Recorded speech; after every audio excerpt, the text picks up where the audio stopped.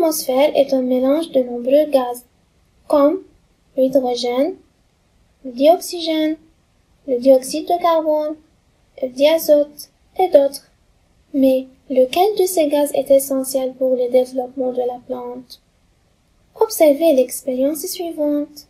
Sachant que la potasse absorbe le dioxyde de carbone, quel gaz manque-t-il dans le dispositif 2? Comme vous voyez, le dispositif 2 contient de la potasse, alors que dans le dispositif 1, il n'y a pas de la potasse. Quel est le rôle de la potasse? On a dit que la potasse absorbe le dioxyde de carbone. Donc, en présence de la potasse, il n'y a pas de dioxyde de carbone. Alors, quel gaz n'existe pas dans le dispositif 2? C'est le dioxyde de carbone. Alors, quel est le facteur testé dans cette expérience? Dans le dispositif 2, pas de dioxyde de carbone, alors que dans le dispositif 1, il y a du dioxyde de carbone. Le facteur testé dans cette expérience est présence ou absence du dioxyde de carbone. Identifier les variables contrôlées, manipulées et affectées. Écrire la réponse sur la fiche 6 numéro 1. Quelles sont les variables contrôlées dans cette expérience? Les variables contrôlées sont les conditions communes entre les dispositifs de l'expérience. Quels sont les facteurs communs entre le dispositif 1 et le dispositif 2? Par exemple, on a le même type de la plante. On a même type et quantité d'eau. Même température du milieu. La variable manipulée ou variable indépendante. Quelle différence existe entre les deux dispositifs?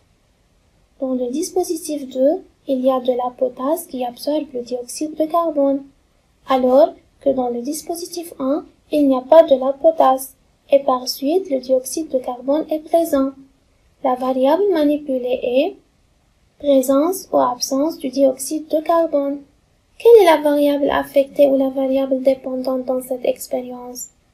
Qu'affecte la présence ou l'absence de dioxyde de carbone? Elle affecte le développement de la plante. Alors, la variable affectée est le développement de la plante. Écrire le problème. Écrire la réponse sur la fiche 6 numéro 2. Quel est le problème étudié dans cette expérience? Puisque le dioxyde de carbone est présent dans le dispositif 1, mais absent dans le dispositif 2, alors le problème est: la présence du dioxyde de carbone est-elle nécessaire au développement des plantes? Formuler l'hypothèse. Écrire la réponse sur la fiche 6 numéro 3. Que signifie l'hypothèse? C'est la réponse au problème. C'est une prédiction des résultats de l'expérience. Le problème était: la présence du dioxyde de carbone est-elle nécessaire au développement des plantes? Alors, la réponse à ce problème pourrait être: hypothèse, le dioxyde de carbone est nécessaire au développement des plantes. Les résultats de cette expérience sont montrés dans la figure ci-dessous. Observez cette figure. Comparez l'aspect de deux plantes à la fin de l'expérience, après 2 semaines. Écrire la réponse sur la fiche 6 numéro 4A. Comment allait la plante du dispositif 1 et la plante du dispositif 2?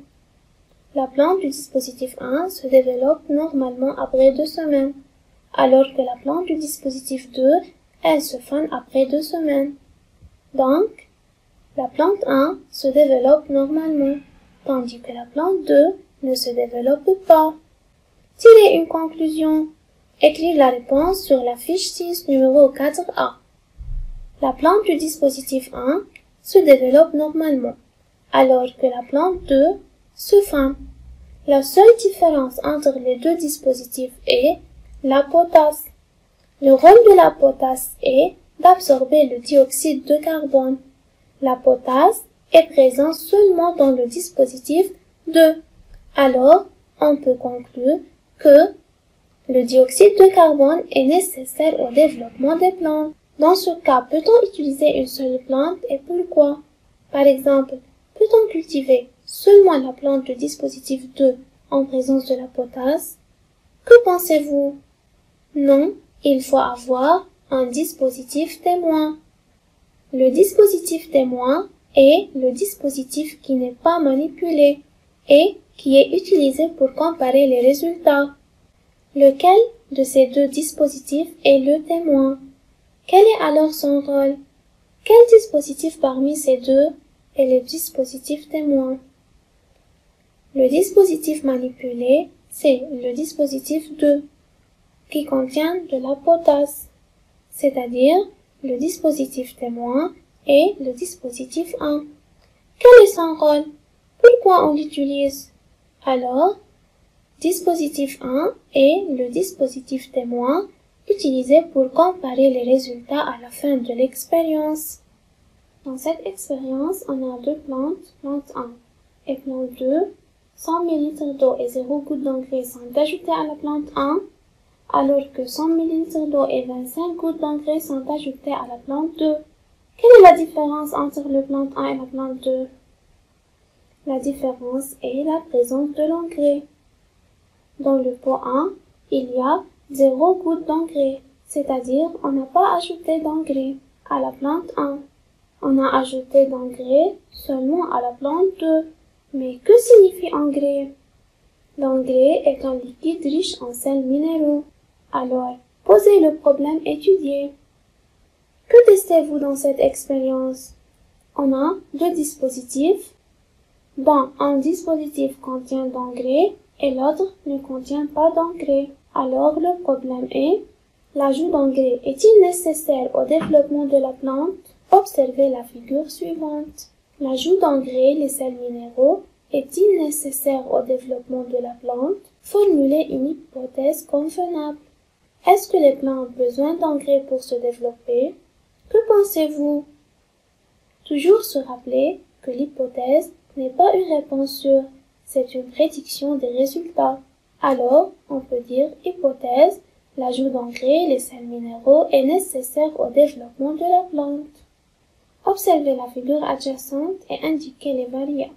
Premièrement, les variables contrôlées. Quelles sont les variables contrôlées dans cette expérience? Observez bien la figure.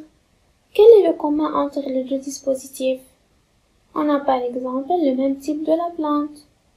On a la même quantité d'eau. Les deux plantes sont arrosées par 100 ml d'eau.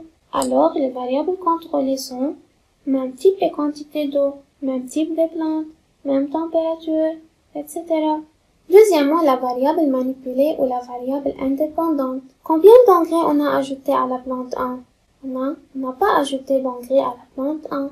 Et à la plante 2, on a ajouté 25 gouttes d'engrais.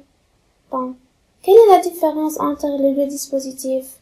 La variable manipulée est présence ou absence de sels minéraux. Troisièmement, la variable affectée ou la variable dépendante. Qu'affecte l'ajout d'engrais? Il affecte le développement des plantes. Alors, la variable affectée est le développement des plantes. Les résultats sont montrés dans le tableau ci-dessous. Ce tableau montre la hauteur de deux plantes, la plante 1 sans engrais et la plante 2 avec engrais, au premier jour de l'expérience et après 7 jours, c'est-à-dire après une semaine. Comparez la hauteur de deux plantes après 7 jours. Comment faire une comparaison? En écrivant une comparaison, il faut mentionner les valeurs et les unités, utiliser un terme de comparaison convenable et n'oubliez pas d'écrire une phrase complète. On a 3 termes de comparaison. Plus grand que, plus petit que, égal à. En revenant au tableau, indiquez la hauteur de la plante 1 après 7 jours ou après une semaine. La hauteur de la plante 1 est 10,7 cm. Indiquez la hauteur de la plante 2 après une semaine. La hauteur de la plante 2 est 12,5 cm. Alors, la hauteur de la plante 1 sans engrais, 10,7 cm, est plus petite que celle de la plante 2 avec engrais, 12,5 cm. Dans cette comparaison, on a écrit les valeurs, les unités qui est centimètres et le terme de comparaison convenable car 10,7 est plus petite que 12,5. Pourquoi la plante 2 se développe plus que la plante 1? Quelle était la différence entre les deux plantes? C'est l'ajout d'engrais. On a ajouté seulement d'engrais à la plante 2. Alors, la plante 2 se développe plus que la plante 1 car des engrais, des sels minéraux sont ajoutés à la plante 2 seulement. Conclure. Quelle conclusion peut-on tirer? Que besoin la plante pour se développer? Les sels minéraux sont nécessaires au développement de la plante. Alors maintenant on sait que les plantes ont besoin de la lumière solaire, du dioxyde de carbone et des sels minéraux pour se développer. De quoi encore les plantes ont besoin? De quoi tous les êtres vivants ont-ils besoin pour survivre? Tous les êtres vivants ont besoin de l'eau pour survivre. Pour se développer, les plantes ont besoin de l'eau, de la lumière solaire, du dioxyde de carbone et des sels minéraux. Évaluation. Choisir la bonne réponse. Les besoins nutritifs des plantes chlorophylliennes sont